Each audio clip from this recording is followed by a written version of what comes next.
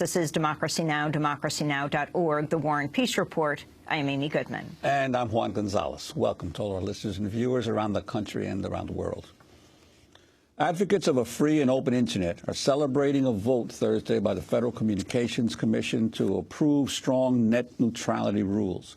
The move bans paid prioritization by Internet service providers who seek to charge extra fees from content producers, as well as blocking and throttling of lawful content. The new rules will also apply to mobile access. The vote is seen as a major victory for grassroots advocacy groups, including Fight for the Future, Demand Progress, Free Press, Color of Change, and Center for Media Justice, who have spent years campaigning to preserve an open Internet. This is FCC Chairman Tom Wheeler speaking on Thursday. While some other countries try to control the Internet, the action that we take today is an irrefutable reflection of the principle that no one, whether government or corporate, should control a free and open access to the Internet.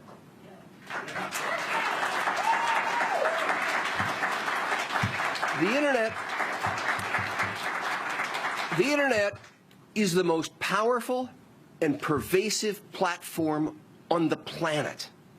It's simply too important to be left without rules and without a referee on the field.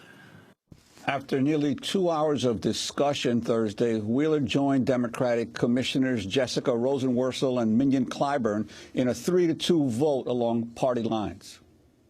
So let me close where I began, with a shout out to 4 million Americans who took their time to share with us their views.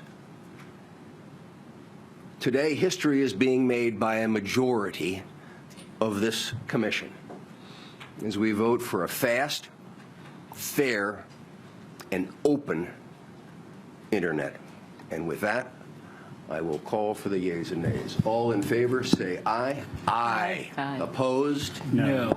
The ayes have it. The item is carried.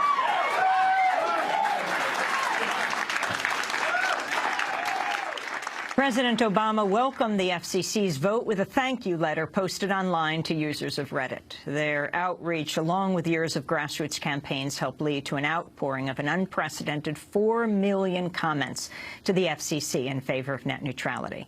But others, like former FCC Chair Michael Powell, complained the vote is a setback. Powell is now president of the National Cable and Telecommunications Association, which is the most powerful agency representing the cable industry. He said consumers would, quote, surely bear the burden of new taxes and increased costs and will likely wait longer for faster and more innovative networks since investment will slow in the face of bureaucratic oversight. Well, for more, we go to Washington, D.C., where we're joined by Tim Wu, policy advocate and Columbia University law professor who's known for coining the term net neutrality back in 2002. He's previously served as a senior advisor to the Federal Trade Commission, also author of Who Controls the Internet and the Master Switch, The Rise and Fall of Information Empires. He writes regularly for The New Yorker, where his latest piece in reaction to Thursday's vote is headlined, Why Everyone Was Wrong About Net Neutrality. Tim Wu, welcome back to Democracy Now! It's great to have you with us. You're usually in New York, but you went down to Washington to celebrate last night. Talk about the significance of the FCC decision. I mean, this is simply a historic decision. It was a long time, as you said, in the making. Some of us have been working on this, me personally, for 13 years.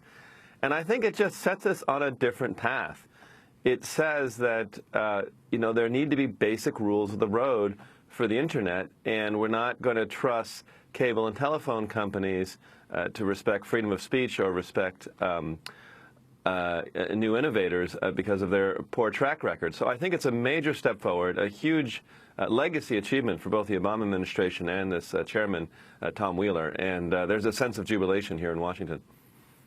And Tim, the decision of Verizon, for example, to blast this with in Morse code, as if referring back to a previous communication era, I was struck by the fact that I don't think Verizon sees the irony of its actions, because the old telegraph became, because of lack of government regulation, became largely a Western Union monopoly and out of the reach of ordinary Americans, and was only used by the wealthy.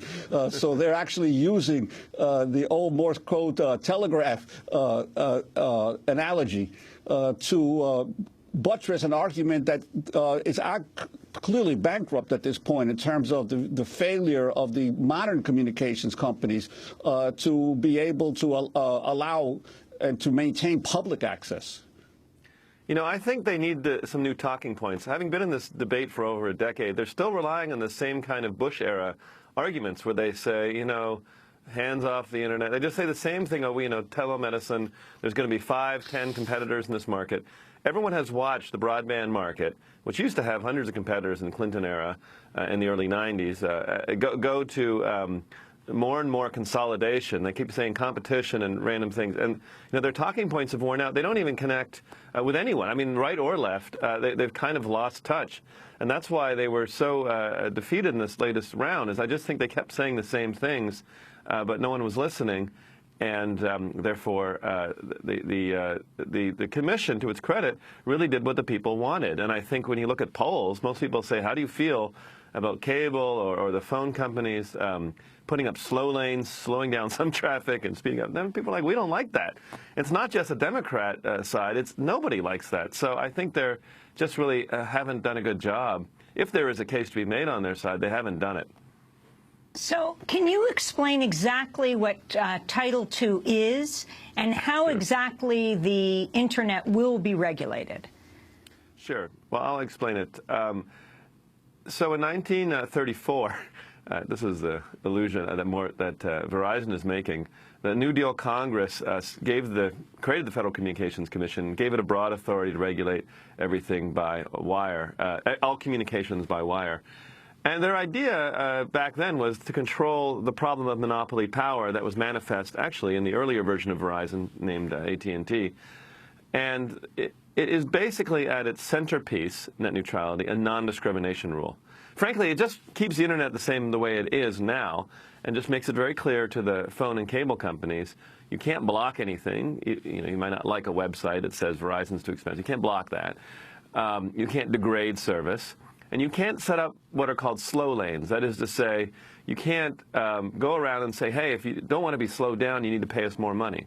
You know, that kind of a protection scheme. So those don't seem very outrageous to most Americans, and frankly, they're not, which is what has been challenging for I think the telecom lobby, is those seem like very straightforward. They're frankly the way the internet is.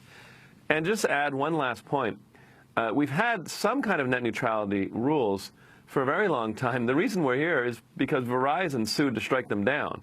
And so, you know, they've got themselves, Title II just refers to a stronger way of supporting the law. And now that's what Verizon and the cable industry has gotten themselves into. And the importance of the FCC extending this not just to broadband cable, but also to mobile devices?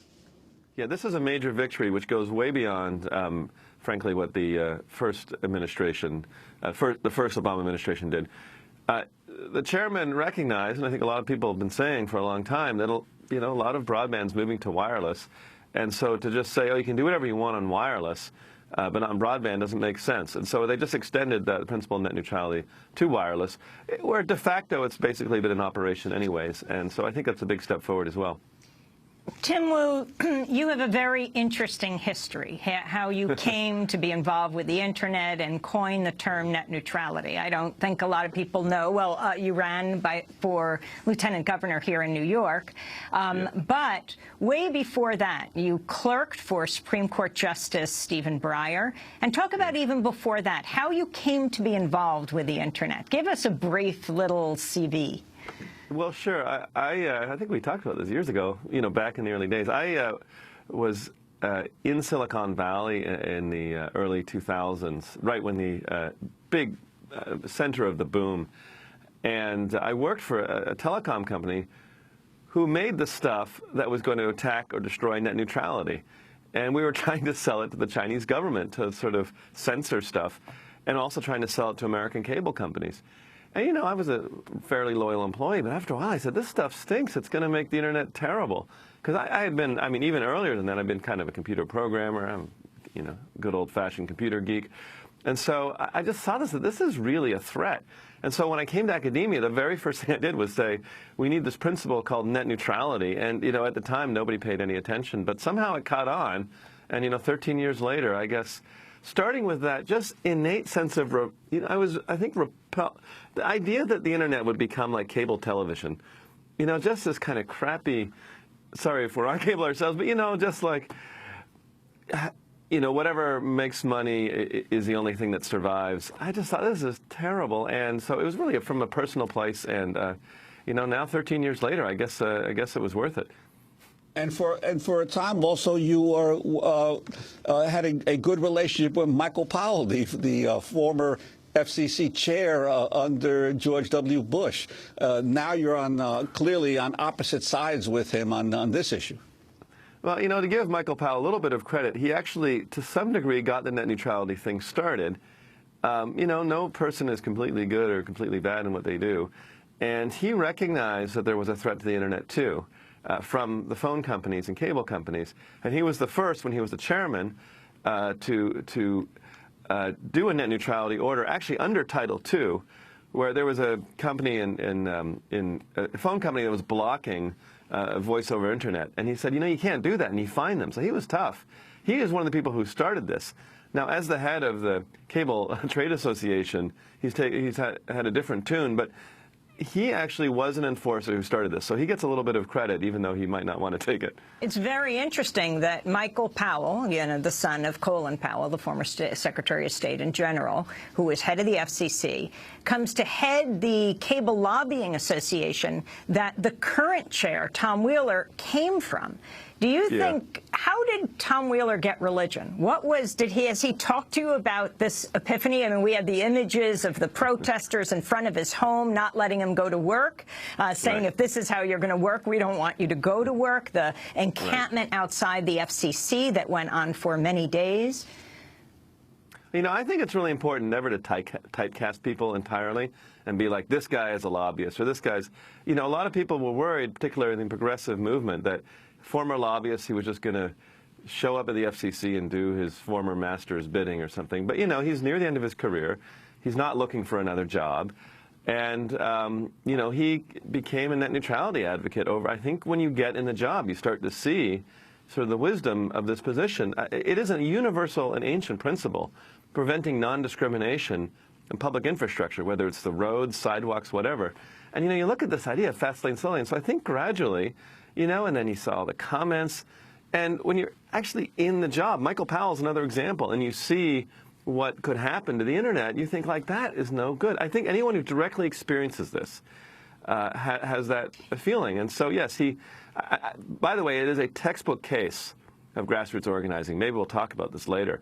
But there was no one with any money or any power on the side of net neutrality. There were academics, you know, a group like Fight for the Future, Free Press, you know, activist groups.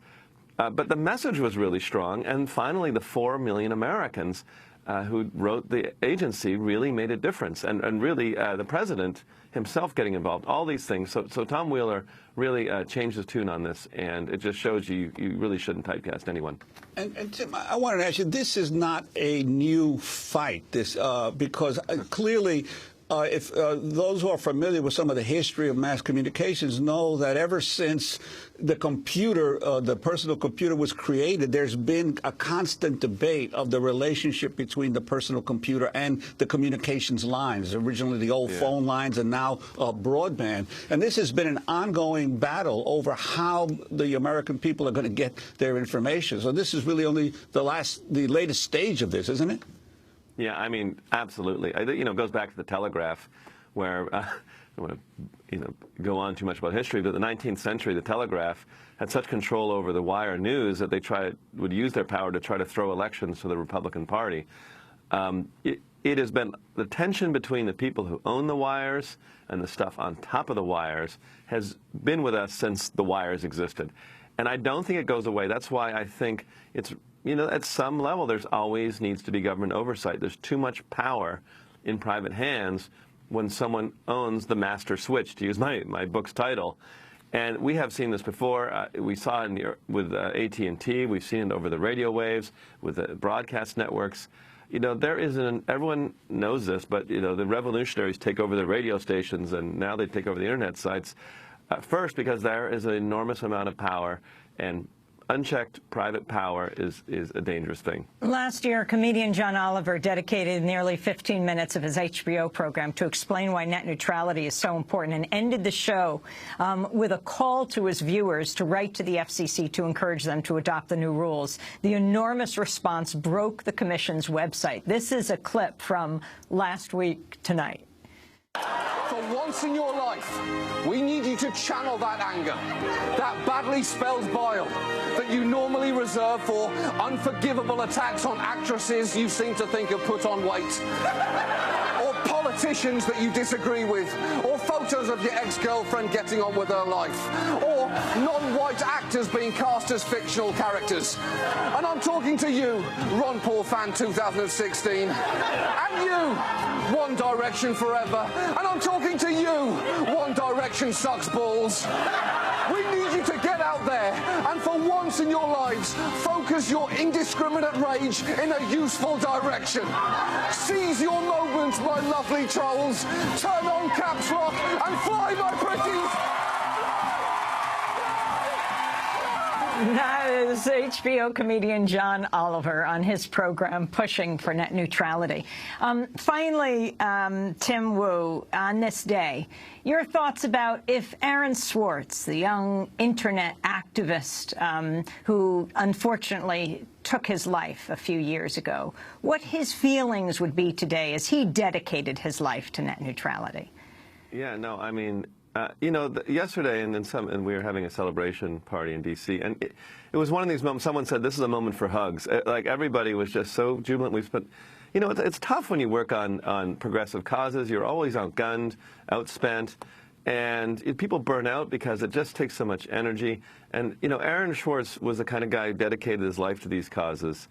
And, he should have been there. I think a lot of people should have been there, but it was at least one great moment for those who've patiently been sticking it out, and I salute all of the people who've worked tirelessly for low ounce money now for over a decade to try and fight for an open internet. That was his fight, that was our fight, and yesterday was a day of triumph. Finally. Tim Wu, we want to thank you for being with us. Columbia University law professor known for coining the term net neutrality back in 2002.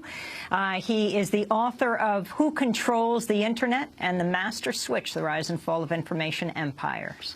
This is Democracy Now!, democracynow.org, The War and Peace Report.